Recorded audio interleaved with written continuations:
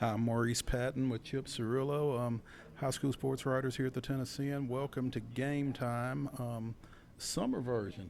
Um, some of you may already know this. Some of you it might come as a bit of a shock, but we're coming up on 50 days until the start of high school football.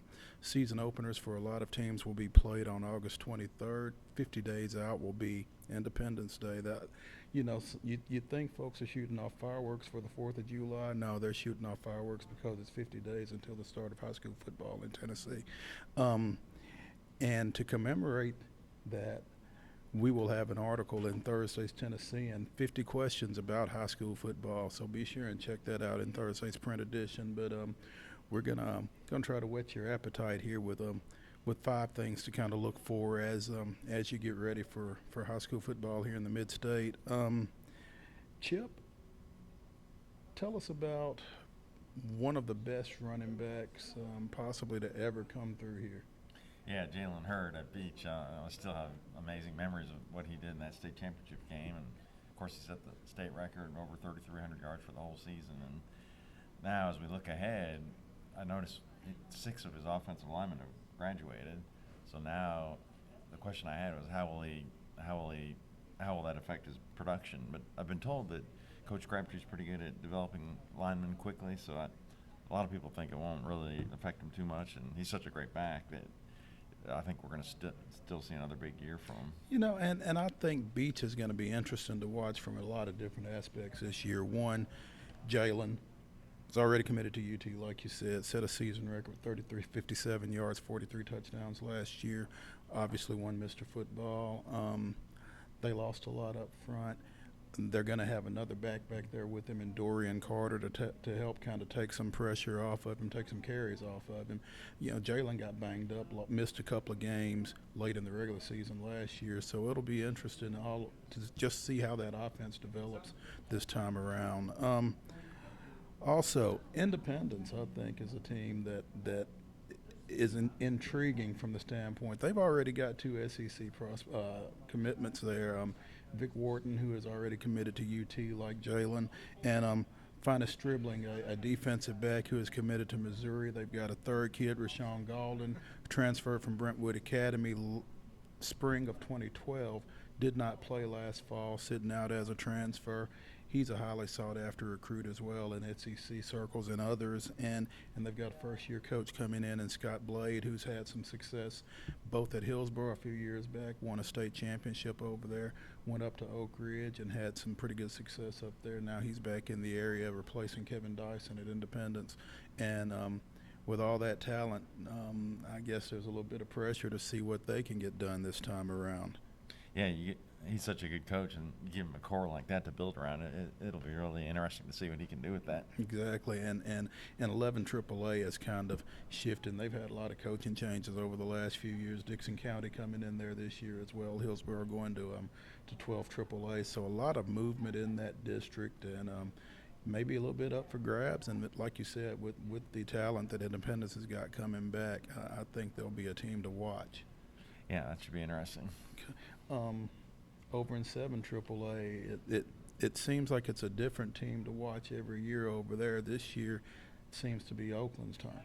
Yeah, a lot of people I talk to really think Oakland is the team to beat, and everybody knows how good those Rutherford County teams are every year. So 3 players that really come to mind are free safety Emmanuel Smith. He's committed to Vanderbilt.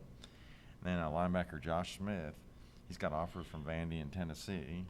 And then offensive tackle Jack Jones, he's committed to Tennessee. So another great core there, and I'll be curious to see how far they go in the 6A playoffs. Yeah, Jack is just a junior this year as well. In fact, his dad is John Jones, who played at Riverdale back in the mid '80s and went on and played at Tennessee Tech. And I actually was talking to John the other day and told him I never would have thought you'd have a son at Oakland, but it's he's done really well over there. Jack has, and like I said, he's a junior committed to UT.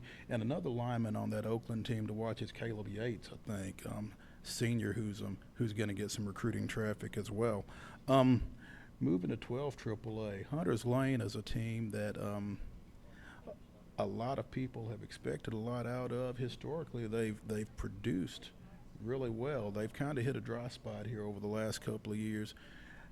They made a coaching change here over the offseason. Scott Murray comes in there. He's been at Glencliff. He's been at Whites Creek.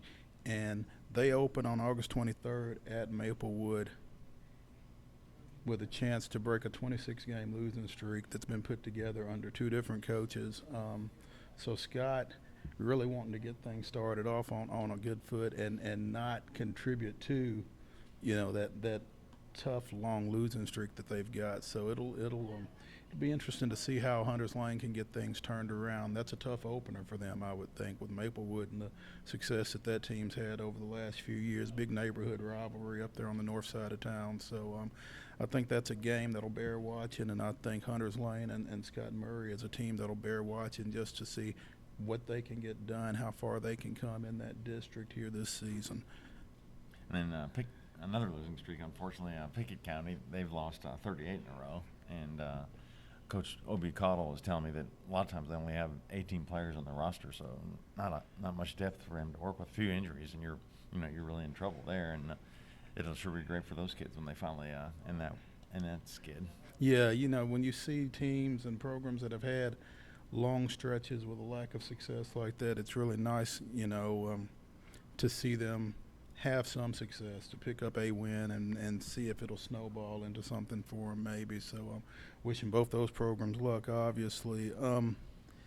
And another program that has had a tough go of it here over the off season, Lipscomb Academy obviously lost a giant in the coaching profession in this area with Glenn McAdams passing away back in March.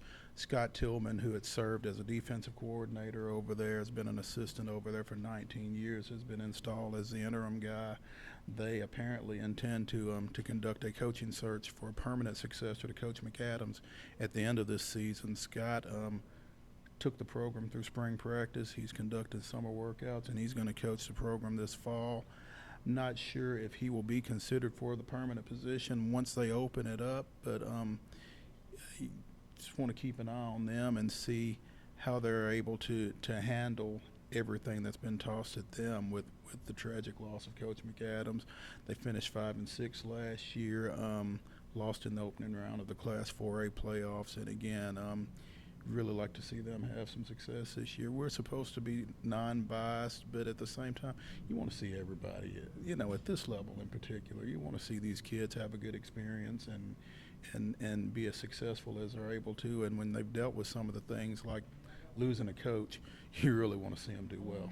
Yeah, I went to Coach Mac's funeral, and it was amazing how many former players came to the service, and a real tribute to him that so many people thought so much of him to be there that day. And I guess it really reminds you how many lives that he touched. So Absolutely. Great guy for sure. Okay.